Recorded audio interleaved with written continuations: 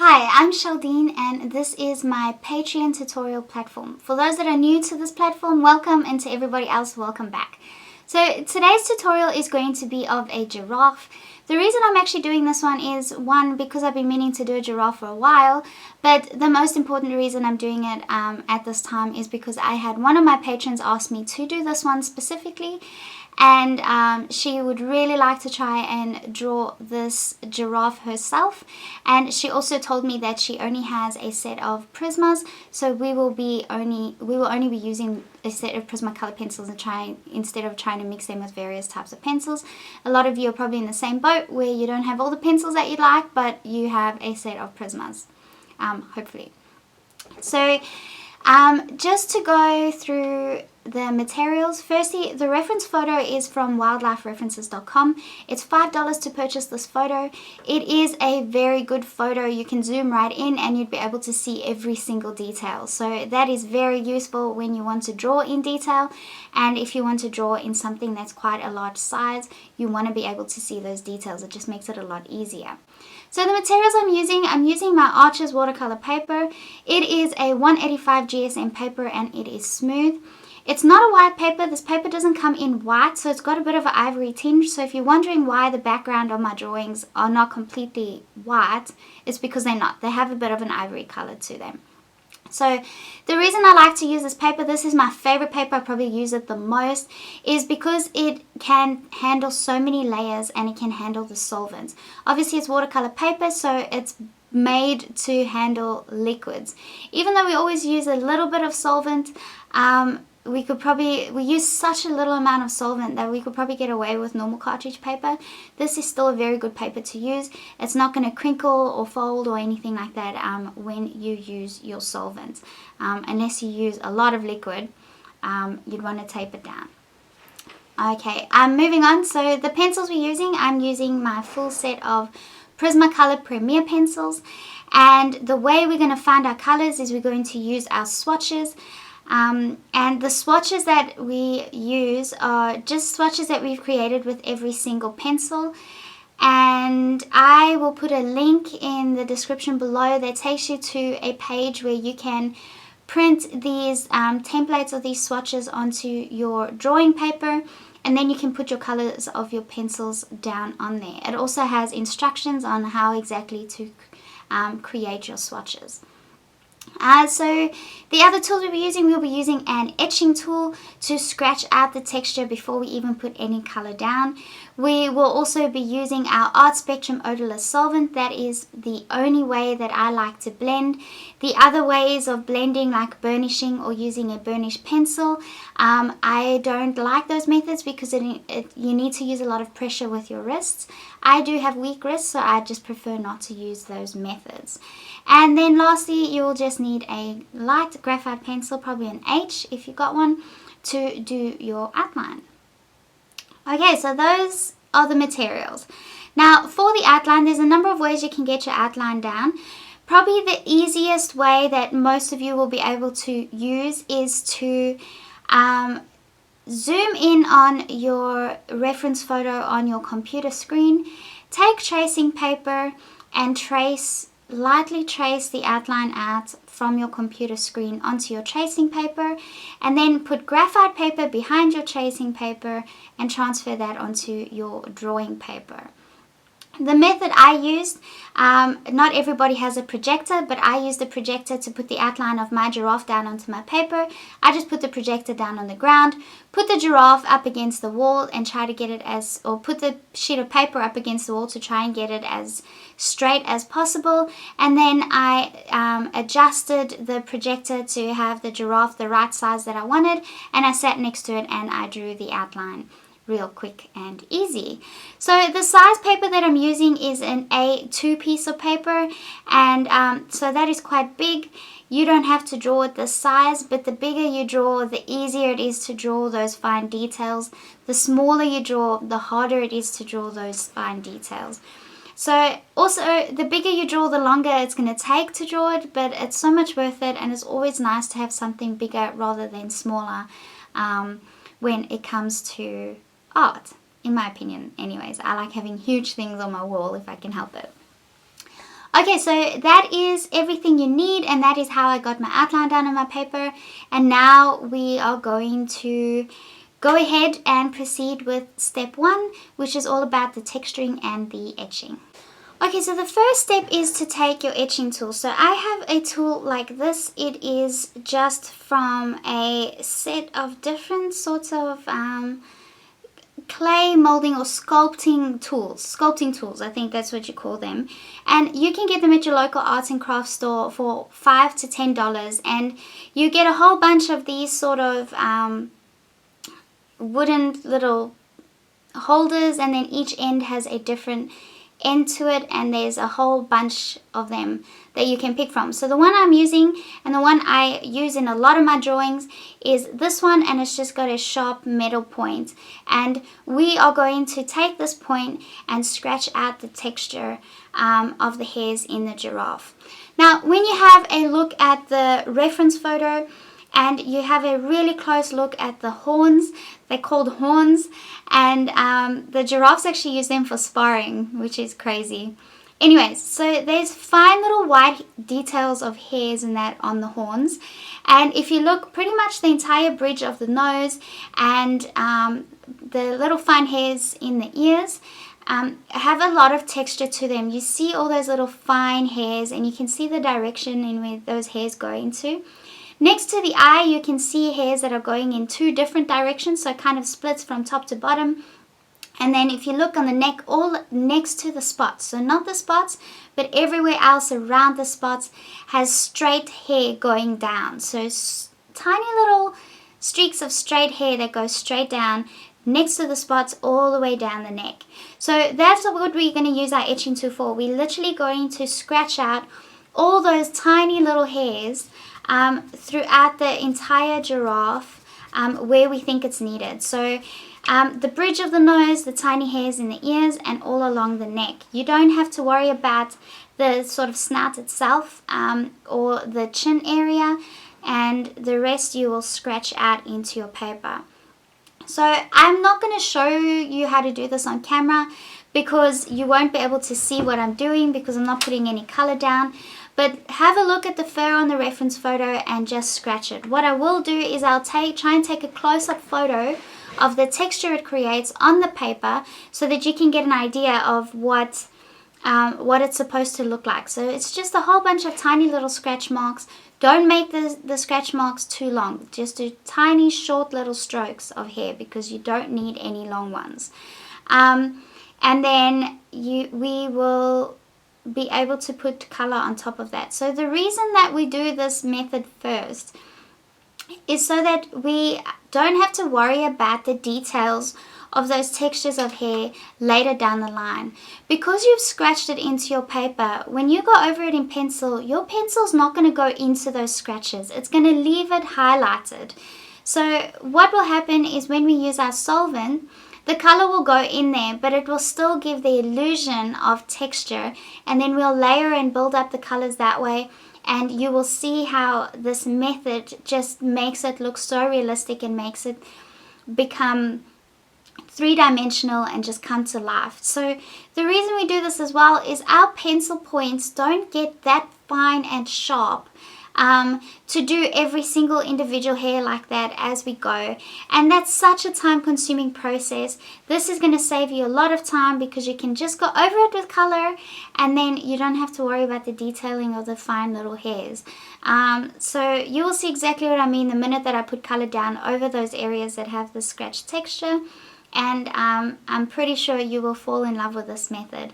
I don't know of many artists that use this method, but this is something that I discovered and something that I just use all the time. I'm not worried about having to scratch it into my paper. I think a lot of artists don't use this approach because they don't want to damage their paper in any way. They just strictly want to have the medium that they're using on the paper. They don't want any scratches or anything like that. Whereas I'm using the scratches to my advantage to create those different forms of light and depth, and it just adds that much more realism.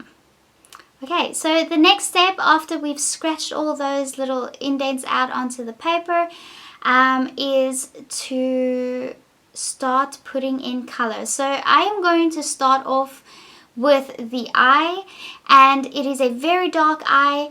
and I'm going to show you what sort of methods to take with the eye. But before I carry on with that, I have picked the colors that I'm going to use for my giraffe. So I have used, these are my Prismacolor swatches. So I have all the possible colors that I can have with each one of my pencils, and I compared the colors to the reference photo to try and find all the colors that I needed. Now if you can't find 100% exact color, that's okay, just find the closest one. Most of the time you won't even notice. So I've listed the colors here for you, and I will have it up on the screen, and I'll have it in the description, and you will be able to find it no problem.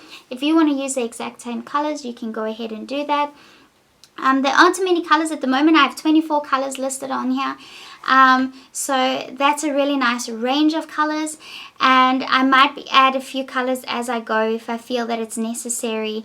But all those colors I think should be fine for the giraffe, because we don't have any sorts of crazy variations in color types. So that is how I found my colors. Again, I will have a link in the description below where you can find the templates for these swatches so that you can print them and create them yourself. And I'd encourage you to do that for every type of pencil you have. Not just your Prismacolors. Use them for your Faber-Castell pencils, your Prismacolors, your watercolors, every single pencil you have. Create those swatches. If you're using chalky pencils like pastel pencils, create them and laminate them. It's such a useful thing to have on hand if you are not comfortable with finding exact colors to create something realistically. Okay, so now we are going to jump into drawing the eye. Okay, so I am going to use my black Prismacolor pencil, and I am going to start forming the shape of the eye. So I know the eye is extremely dark, so I'm not too worried about using the black. And I also know that I'm not going to use a heavy hand, so the black isn't going to be completely black if you just draw nice and gently. So never draw with a heavy hand, and always just keep it light.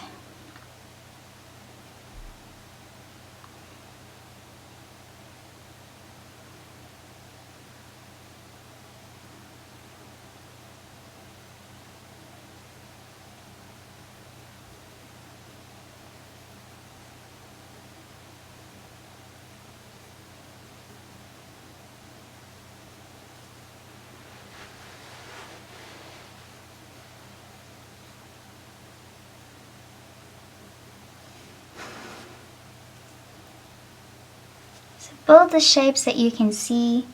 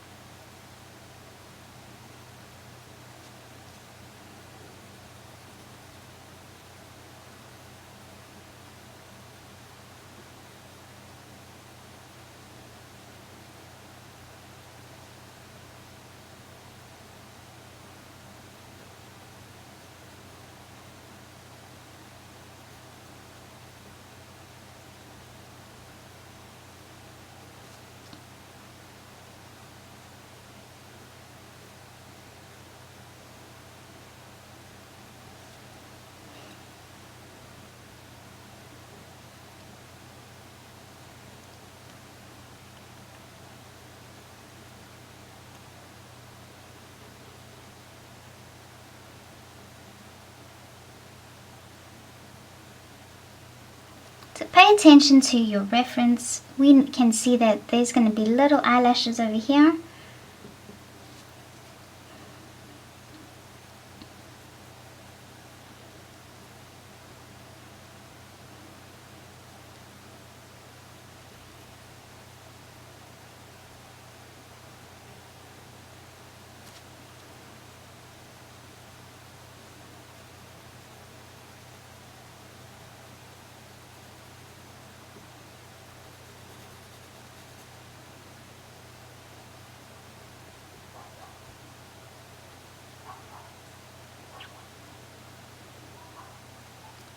Okay, so now we want to sort of create the shapes of the highlights in the eye that we can see.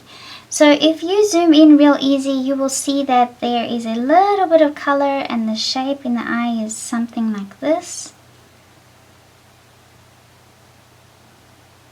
And then on the bottom along the tear duct sort of line, there is another shape, sort of like just along it like that.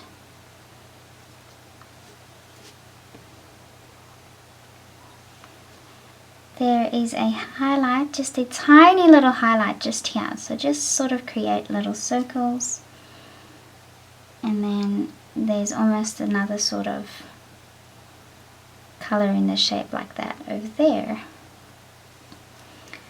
The rest of it is very, very dark. So we are just going to go in and fill all around the rest of those shapes, just lightly with our black.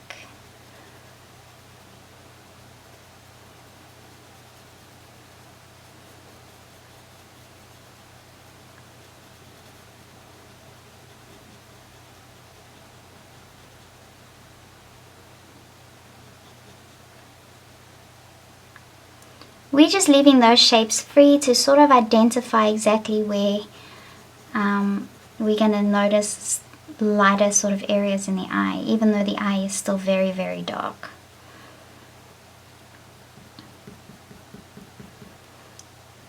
I'm just creating sort of straight little lines over here because I know that the eyelashes are there.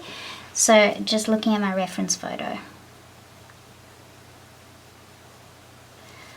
Okay, so now we have the shapes in, and now we can work on the areas we know is still going to be even darker.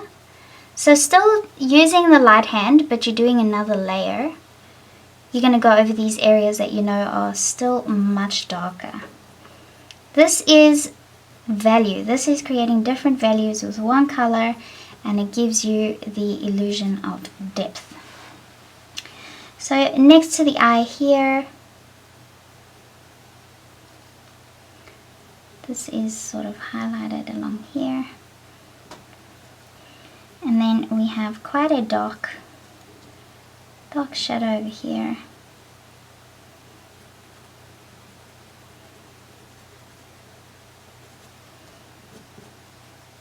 And then pay attention to the sort of texture that you have to create at the bottom.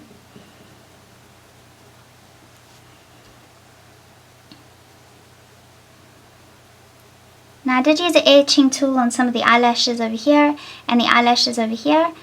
So that is going to bring those out. And it's just going to make it easier for me to identify where they are later on, and then I can go over them with the necessary colors. So the value is quite dark all the way up to about here. And then you're getting these light little textures of fur underneath.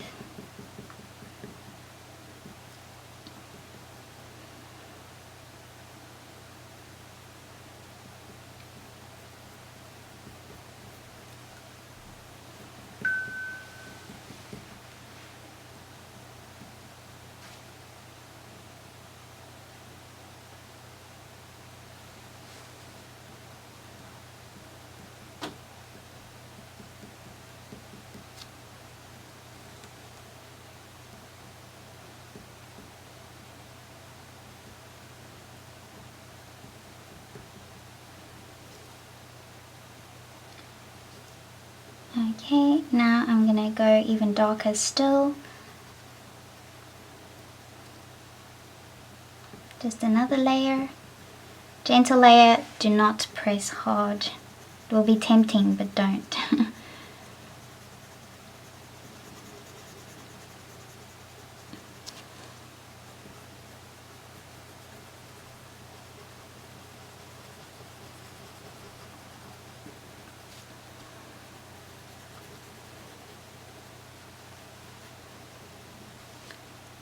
Now these shapes in the eye, you can go and put a very light layer in there with your black, and you'll still be able to identify those shapes. So this is how we've created the base value in the eye. So we can identify different areas of the eye, which is going to make it easier for us to draw later and add color, because we have filled in the shapes and we know exactly where to continue on. So this area on top of the eyelid is quite light, and so we're not going to touch that. And then we can see this area over here has got different sorts of textures and little pieces of hair going in all sorts of directions, so that's good too. So when you draw an eye, you're focusing on tiny little areas at a time. So we're going to get to a point now where we're going to focus just on this tiny little area over here. We're still going to use our black pencil. We're not using a heavy hand, so don't worry about it being too dark. That area is going to be dark in general, so we're just going to use our black pencil very lightly to create a sense of direction of these different dark areas of fur just above the eye section over here.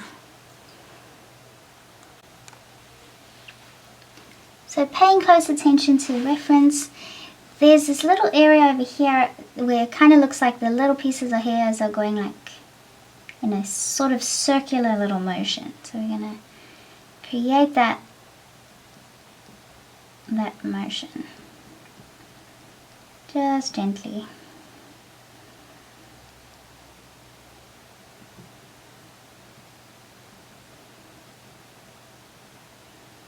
And then there's almost like a spot just here. So I created that texture. If you look closely, you can see that the pencil's not going in those scratch lines which I put in earlier with my etching tool. So using your etching tool where there's going to be obvious areas of texture.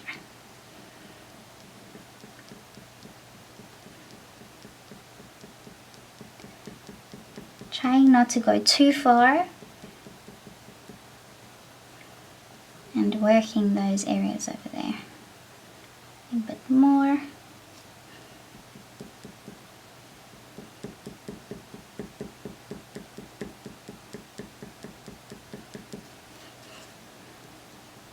We're starting to get that flow going.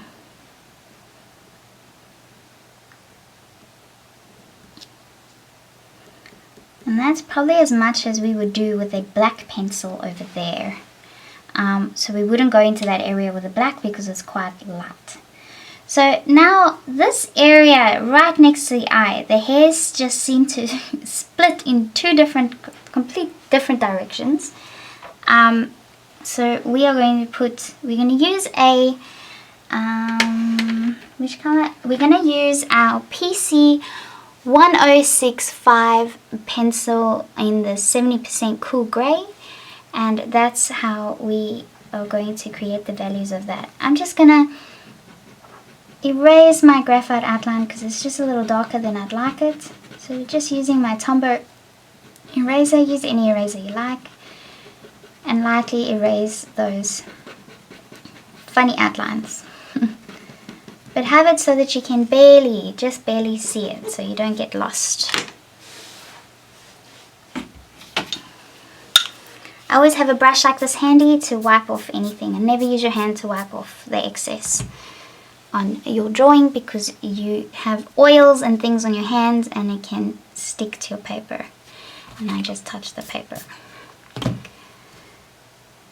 Okay, so this area I can see all the way up to here in my outline is where we're going to have these funny little textures. So don't go too dark, very, very lightly with this pencil. Sort of, because you've already etched the texture in there, you don't have to create those little hairy strokes. You can just sort of shade over those areas. And that texture is just going to come out naturally. Look at that. It's so cool.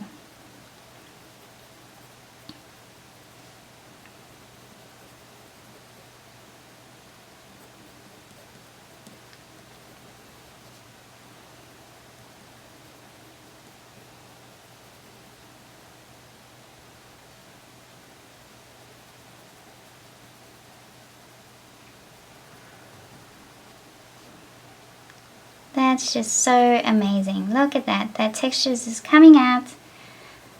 So it's so worth putting in your texture with your etching tool before putting your color down, because that would have saved you so much time. Just that section over there, to get that look, that textured look, without using an etching tool is a very, very time consuming process. Okay, so using the same color, we are going to create the shadow just on top of the eyelid over here. So it's got a bit of that grey in there.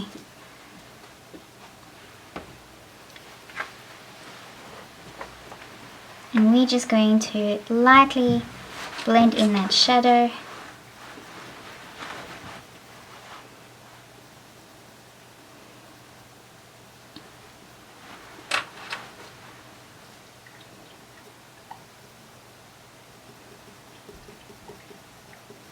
Okay, and that's going more into the brownish sort of colors.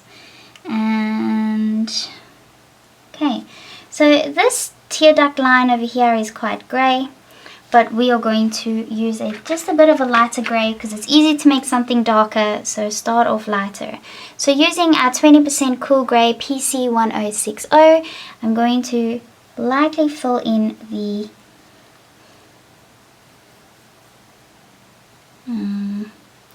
bottom area of the eye, just the bottom eyelid area.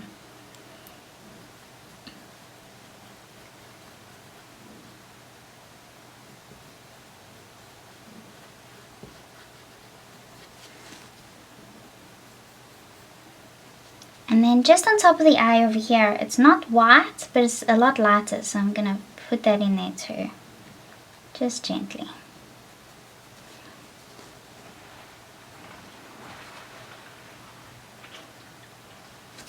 Okay, the next step is we are going to start adding some browns in the eye. So we want to finish this area of the eye now. So we are going to use our burnt ochre PC943, and all those areas that we created, those different shapes, you're going to lightly layer this color in there.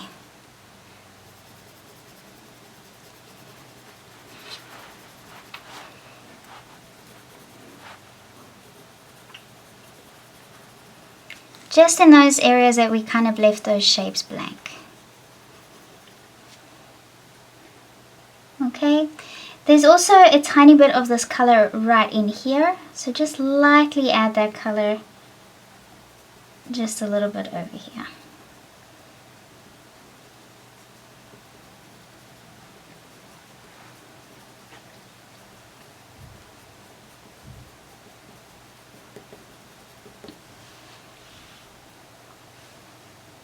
Okay, now we are going to use our sandbar brown, and we are going to go over those shapes again with this color, and we're going to go over the rest of the surface of the eye.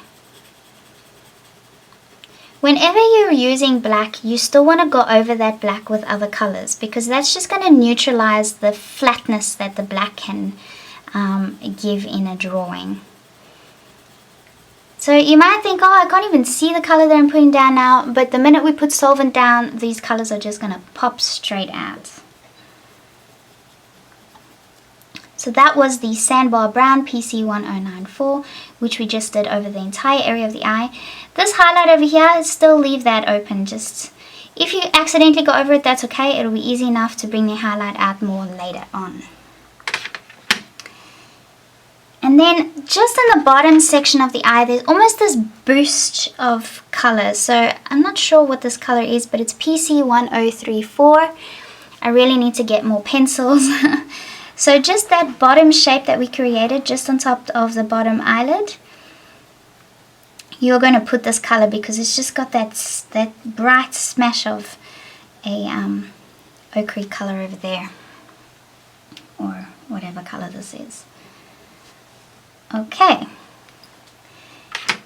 then we are going to use Espresso PC1099, and we're going to go over the areas that were black. So don't go over the shapes that you created. just go over the areas you know that are going to be the darkest. This espresso area looks grey in the actual pencil, but when you blend it with a solvent, it comes out a very, very dark brown. It's such a beautiful colour. So we're also going to use that next to the eye over here.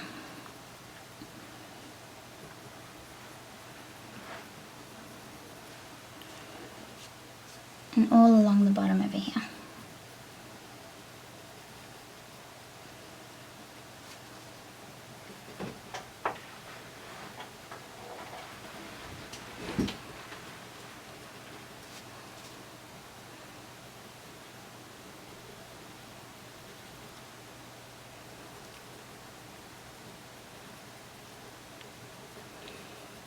So this has already stopped black looking from black, and that's gonna help it look realistic and not too flat, and then we can come in and make it even darker later.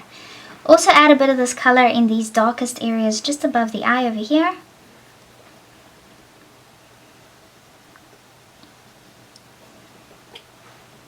And that is starting to take shape. Notice next to the eye over here there's quite a dark little area, so add very light streaks over there. Also next to the eye over here and on the bottom over here. Always go in the same direction of the fur.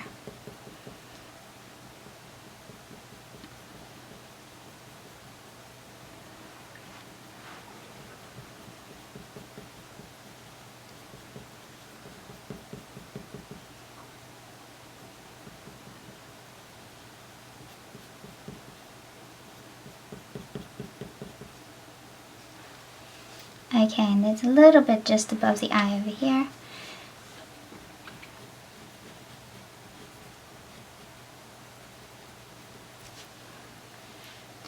Okay, now comes a really fun part. We are going to blend with our solvent. So put your, sorry about that noise. Put your solvent in a little container that's in a container. It looks a bit dirty, but I have my solvent in a small container like this, just a little Tupperware container, which is in another takeaway container, and it has an old cloth over there for me to dab any excess. So then I'm going to take a tiny brush. So I'm using a Protégé number 2 brush. Anything that's just got a small little point like that, a soft, nice soft brush will do. Okay, so I'm going to try and show you over here.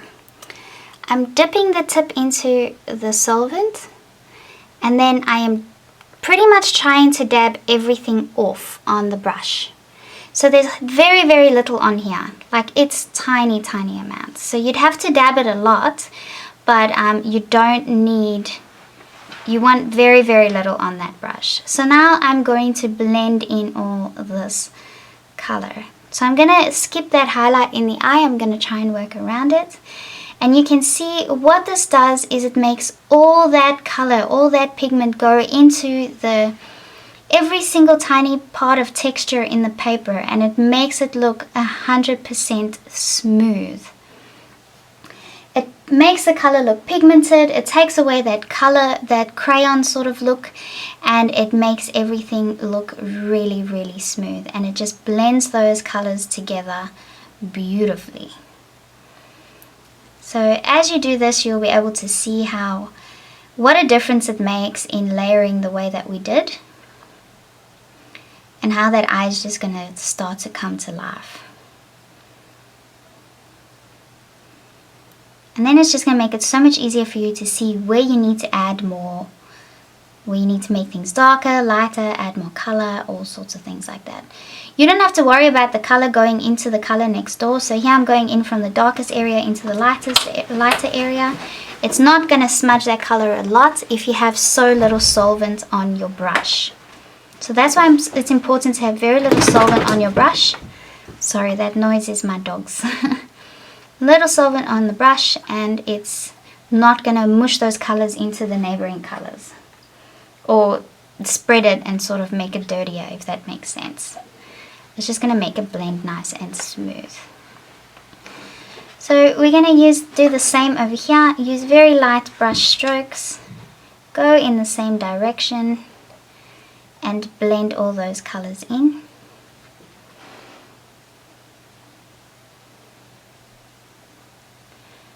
And you don't want it to go too much in these textured areas that you've created, so that you can see them more later on. And that's also another advantage of having very, very little solvent on your brush, because it won't fill those indents on your paper. If you have too much solvent, it's going to completely fill those indents, and it's going to take the highlighted or textured effect away.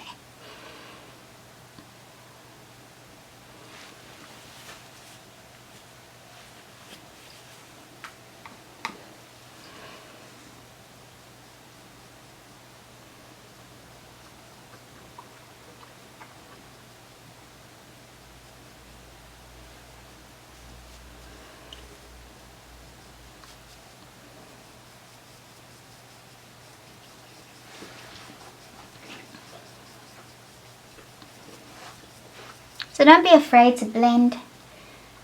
Just have very, very little on. You'll see when you run out completely, and then you have to dab it again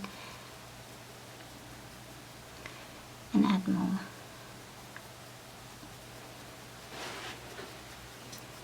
But this really brings those colors out beautifully.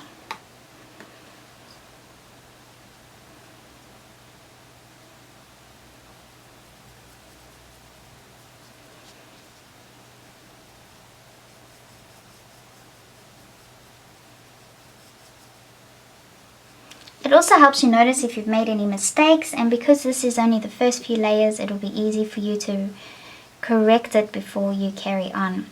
I've noticed that I've made a mistake in the bottom waterline over here, so we'll get to that in a minute and I'll show you how I fix it.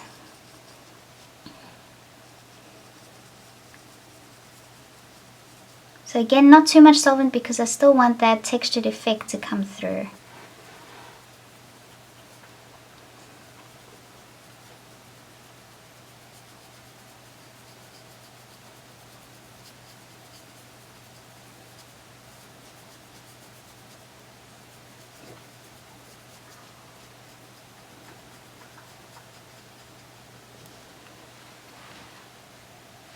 Okay, so taking notice of the bottom area of the eye, there you can't see the separation of the bottom highlight that's supposed to be there and the bottom eyelid highlight. So I need to separate that a little bit more, and I sort of went into the colors together, so I'm going to have to fix that. So I'm going to use this PC 1034 to emphasize that orange area in the eye.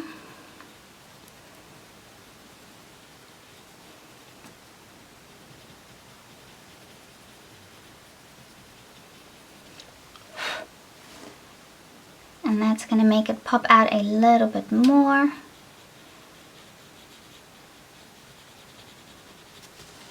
And then I'm going to go over with my 20% Cool Grey PC 1060, and I'm going to identify where the bottom of the tear eyelid is supposed to be.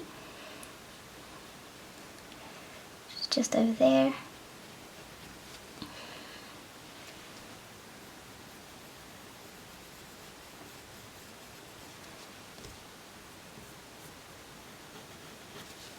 And then I'm going to take my black and I'm going to do the in-between area that separates it, and you'll better see the separation between the eyeball and the eyelid.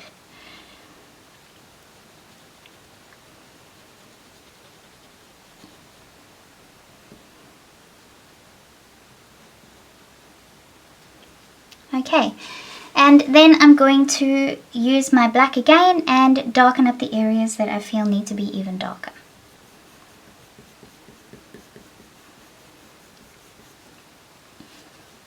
So just along the whole bottom of the eyelid, it's pretty much completely black next to the eyelid and the eyeball.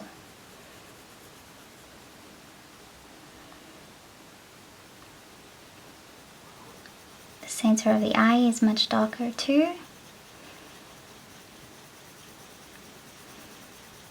So still using very light hand.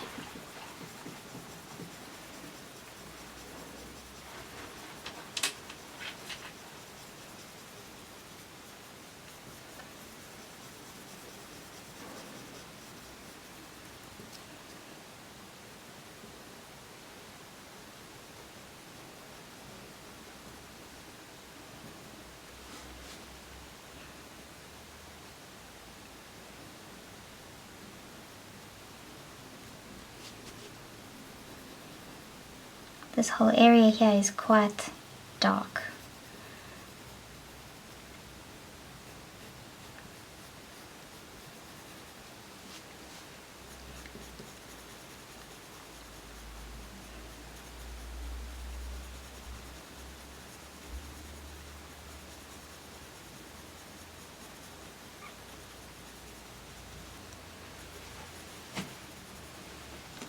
See, the more we work on the eye, the more we add the value in that, the more we create that three-dimensional and realistic look.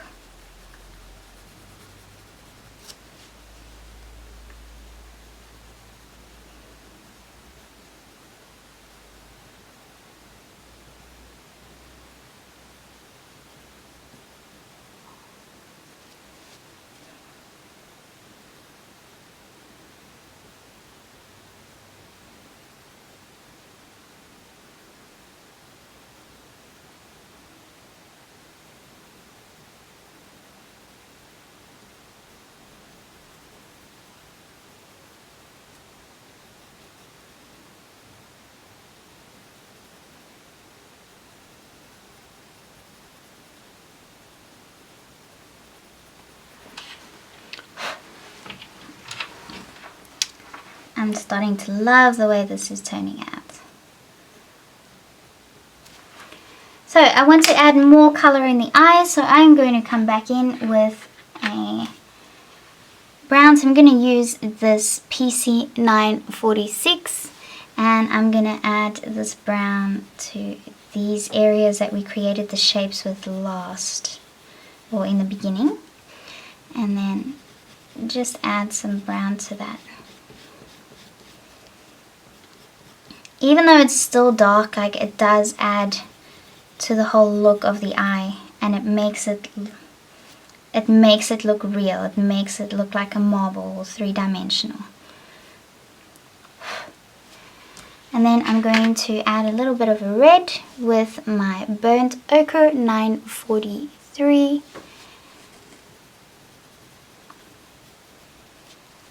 And just add it to those shapes as well.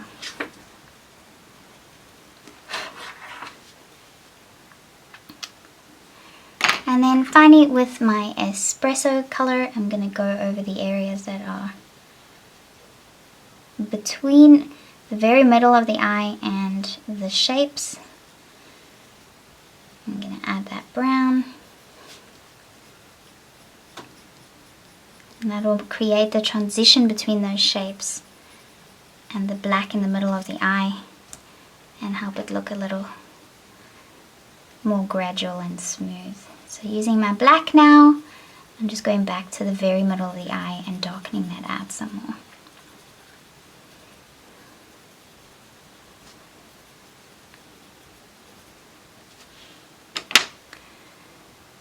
So that highlight in the eye is a bit too big, so I am going to use my PC 946. I'm actually going to color the whole thing in. And then I am going to blend again with my solvent.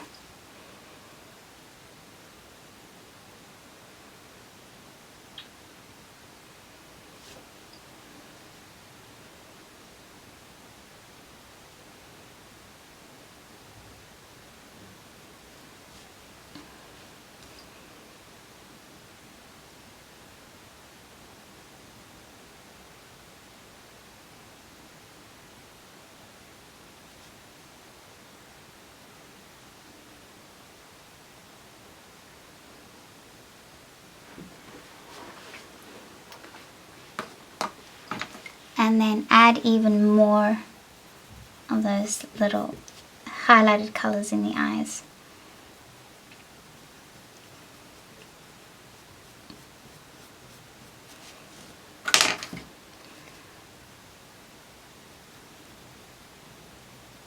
So when you blend like this, especially with the Prismacolor pencils, it allows you to put lighter colors on top of darker colors. And that's very useful when you want to add highlights.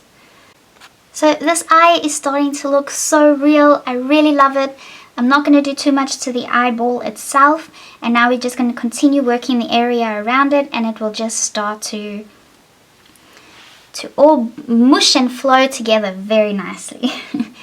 So with these little eyelashes over here on top of the eyelid, so we're going to observe our reference photo.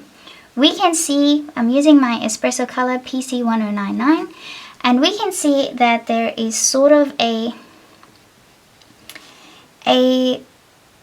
eyelid goes just on top of the eyelashes and sort of creates a curve like that. And then you're going to create with your PC1056 gray, you're going to create little circular effects, very, very subtle little circular.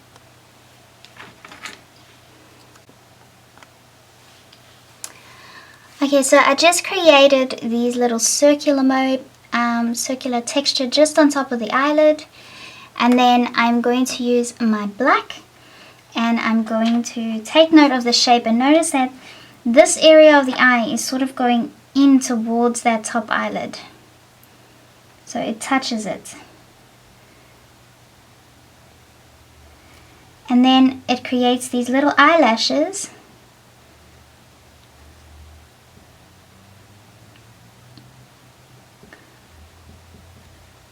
From it. So it just has that flow.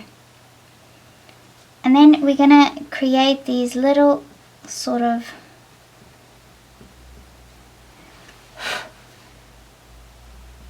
straight streaky motions just on top of the eye over here.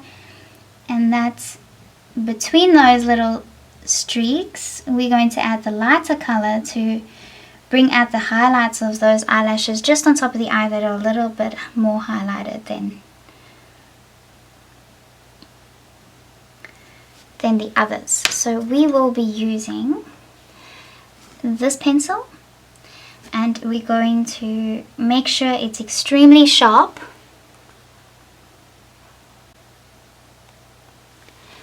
and you're going to very lightly put in those little highlighted hairs over the eyelid.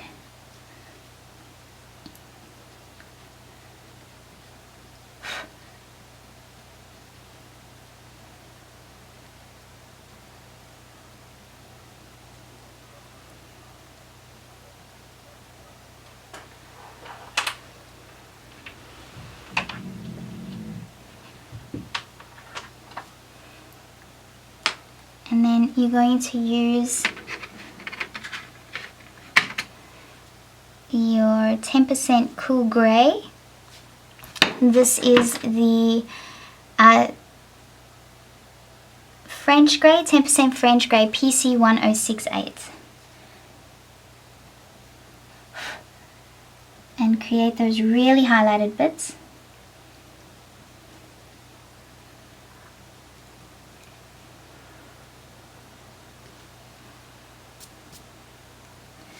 And then I just went a little bit too overboard with that, but that's okay. I can go in between that again with the black, just to settle them down a little. And there you've got the illusion of those little eyelashes just over the eyeball itself. Okay, and then we want to just emphasize this eyelid a little bit more, and that looks really, really good.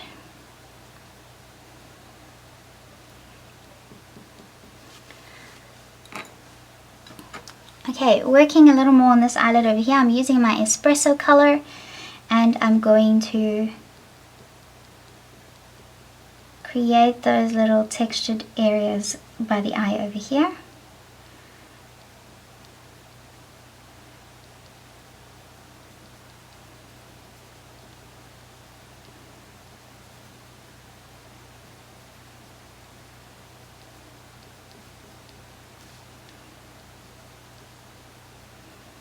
I'm going to this side too.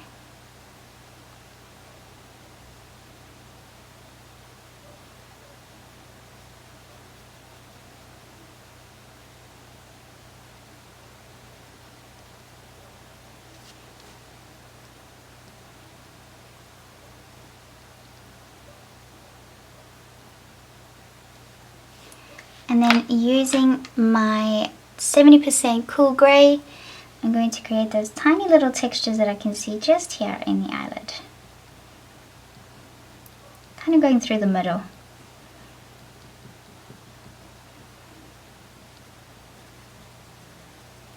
And add a little bit more of this color in there.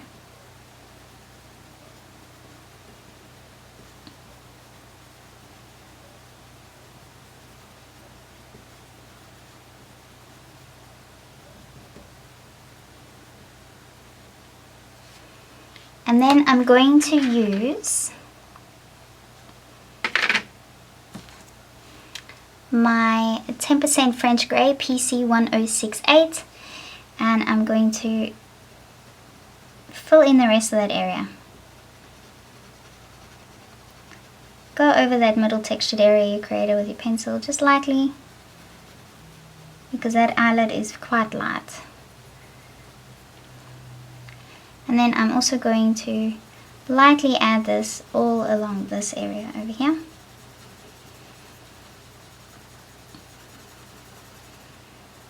There we go. Okay, so let's stop there for now and just have an overview of what we've just done. Okay, so just an overview of what we've just done. We have just drawn a realistic eye of a giraffe. So we've gone through the process of layering the eye, starting off with the black. Now you would have noticed that, starting off with black, a lot of people are like, oh no, you can't start off with black. It's too dark. How are you supposed to make it lighter? But as long as you do not use a heavy hand, it's okay to use black, because you can layer more colors on top of that black. And the blending process with the solvent is just so smooth, and the transition between the colors just makes it so realistic and so beautiful.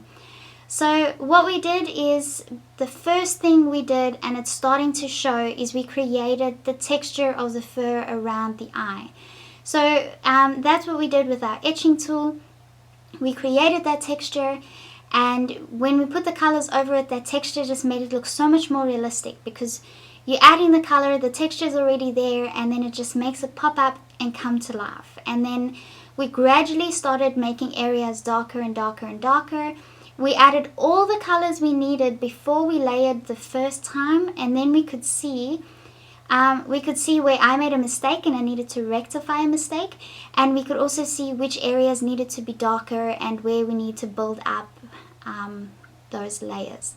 So have a break, have a cup of coffee or have a cup of tea, have a snack, have lunch, and feel very happy with what you've accomplished. This is a very, very time consuming process, and this tutorial is probably going to take you forever to get through. But I'm literally showing you every single step of the way, and I will break it up into separate parts, and you can flow and draw with me. And obviously, if you don't want to watch me talk through the entire thing, or if you're not doing it with me, you can fast forward and zoom ahead.